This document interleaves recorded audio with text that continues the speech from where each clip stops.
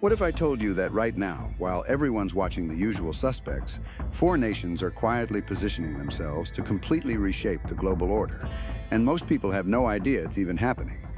We're talking about countries that have mastered the art of strategic silence, nations that learned the hard way that the loudest player at the poker table rarely wins the pot.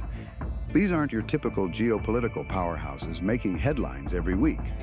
No, these are the calculated, patient actors who've been moving pieces on the chessboard while everyone else was distracted by the noise. And honestly, what they're planning could flip everything we think we know about World War III on its head. Here's the thing. When most people imagine the next global conflict, they picture the obvious players, right? But that's exactly what makes these four nations so dangerous. They've weaponized obscurity.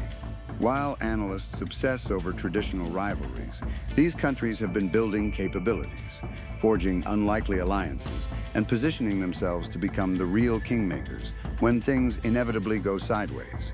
And trust me, we're not talking about some distant future. The groundwork is being laid right now, today, as you're watching this. Let's start with Turkey, because seriously, this is wild. Erdogan's been playing a game that's low-key genius and terrifying at the same time. Turkey sits at literally one of the most strategic crossroads on Earth. They control the Bosphorus Strait, which means they have a chokehold on Russian naval access to the Mediterranean. But here's where it gets insane.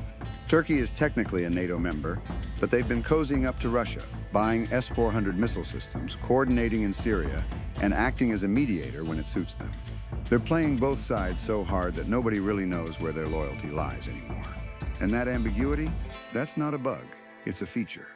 In a World War III scenario, Turkey's silence is deafening, because their decision about which side to support or whether to play neutral broker could determine the entire outcome of any conflict in Europe, the Middle East, and beyond.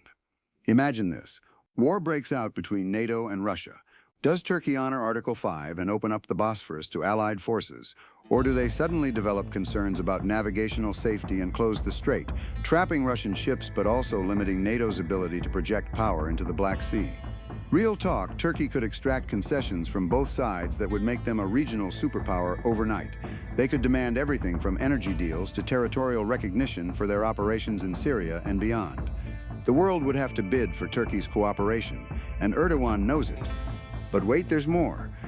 Turkey's been expanding its defense industry like crazy. Their Bayraktar drones prove themselves in conflicts from Libya to Azerbaijan to Ukraine. They're not just buying weapons anymore, they're exporting military capability and influence. In a global war, Turkey could position itself as the arsenal for whichever side offers them the best deal, or better yet, supply multiple factions and profit from the chaos, while gaining unprecedented leverage. The Ottoman Empire once controlled 3 continents. Modern Turkey might not want the territory, but they definitely want the influence. And World War III could be their ticket to reclaiming regional hegemony. Now let's talk about Indonesia. And I know what you're thinking. Indonesia. But hear me out, because this is where things get seriously interesting. Indonesia is the 4th most populous country on Earth, with over 270 million people. They control some of the most critical maritime choke points in the world. The straits of Malacca, Sunda, and Lombok, through which something like a quarter of global trade passes. We're talking oil from the Middle East to Asia, manufactured goods from China to everywhere. Basically, the circulatory system of the global economy flows right through Indonesian waters. Indonesia has been incredibly quiet on the international stage, but they've been building their military capabilities and strengthening ties with multiple powers simultaneously. They buy weapons from the US, Russia, and increasingly from European nations. They're hedging their bets in the most sophisticated way possible. In a World War III scenario, particularly one involving China and the United States, Indonesia becomes the ultimate wild card in the Indo-Pacific. If they close those straits, or even just make passage difficult, the economic impact would be absolutely catastrophic. China's economy would strangle within months. Japan and South Korea would face energy crises immediately. The entire global supply chain would implode. Here's what makes Indonesia's silence so strategic. They're a Muslim-majority democracy with strong ties to both the West and the Islamic world. They're part of ASEAN, which has been carefully maintaining neutrality between great powers. Indonesia could broker peace deals that no one else could. They could offer safe passage in exchange for guarantees of sovereignty, and non-interference. Or, and this is the scary part, they could pick a side and fundamentally alter the balance of power in Asia overnight. An Indonesia allied with China would make any American strategy in the Pacific exponentially harder. An Indonesia firmly in the Western camp would create an unsinkable aircraft carrier right on China's southern flank. The country's leadership has been playing the long game, staying quiet, building relationships, and waiting for the moment when their geography becomes their greatest asset. Then we've got Pakistan, and this is genuinely concerning. Pakistan is already a nuclear power, which automatically puts them in a different category. But what makes them one of these silent nations is how they've been quietly navigating between major powers while dealing with their own internal complexities. Pakistan has deep historical ties with China through the China-Pakistan Economic Corridor, which is a centerpiece of the Belt and Road Initiative. We're talking billions in Chinese investment, infrastructure projects that are literally reshaping the country. But Pakistan also has complicated relationships with the United States, Saudi Arabia, and the broader Islamic world. In a World War III scenario, Pakistan's position becomes incredibly volatile. They share a nuclear-armed border with India, their historical rival. They border Afghanistan, Iran, and China. Their tribal areas have been hotbeds of instability for decades. If global conflict breaks out, Pakistan could become the powder keg that nobody's watching until it's too late. Imagine a scenario where tensions between China and India escalate as part of a broader conflict. Pakistan would be forced to choose, and their choice would likely involve their nuclear arsenal as a deterrent, or, worst case, as an actual military option. The entire South Asian subcontinent could go up in flames while everyone's focused on Europe or the Pacific. But here's the thing about Pakistan's silence. They're not just reacting, they're positioning.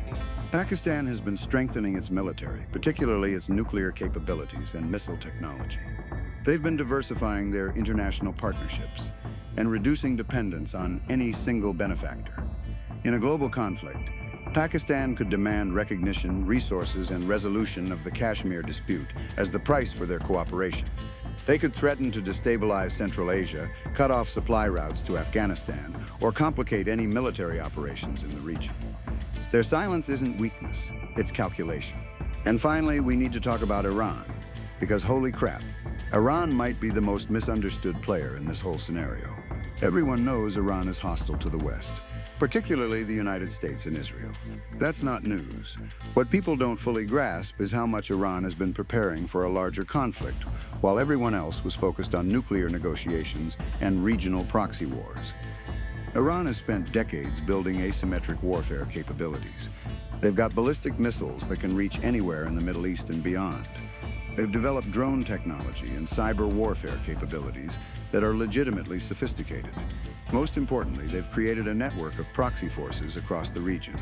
Hezbollah in Lebanon, various militias in Iraq and Syria, the Houthis in Yemen, each one a potential trigger for wider conflict. Iran's silence is different from the others because it's not about neutrality, it's about timing. Iran knows they can't win a conventional war against the United States or Israel, so they've been preparing for something else entirely. In a World War III scenario, Iran doesn't need to pick the winning side, they just need to create enough chaos that the major powers have to deal with them. Imagine a war between NATO and Russia, or the US and China. Iran could launch a coordinated strike across the Middle East, attacking oil infrastructure in Saudi Arabia and the UAE, firing missiles at Israel, activating proxy forces to attack American bases throughout the region, all simultaneously. Suddenly, the United States is fighting a 2- or 3-front war, and Iran becomes impossible to ignore. The terrifying part is that Iran could coordinate with Russia or China in ways that multiply everyone's problems exponentially. Russian intelligence working with Iranian capabilities in the Middle East, while China applies pressure in the Pacific, creates a nightmare scenario for Western military planners. Iran's been quietly building relationships, stockpiling resources, and waiting for the moment when global attention is divided. Their silence isn't submission, it's anticipation. So what does all this mean? These 4 nations, Turkey, Indonesia, Pakistan, and Iran, represent something more dangerous than obvious adversaries. They're the strategic pivots, the nations whose choices could determine outcomes but whose intentions remain deliberately unclear.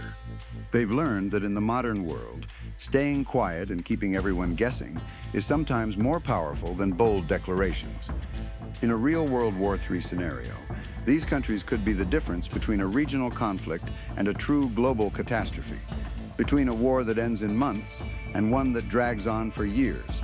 The genius of their approach is that by remaining silent, by refusing to commit too early, they maximize their leverage. Every major power has to court them, worry about them, plan for multiple scenarios involving them. And when the chaos actually starts, when the world is burning and everyone's looking for advantages, these nations will finally speak, and the price of their words will be higher than anyone imagined. That's the real lesson here.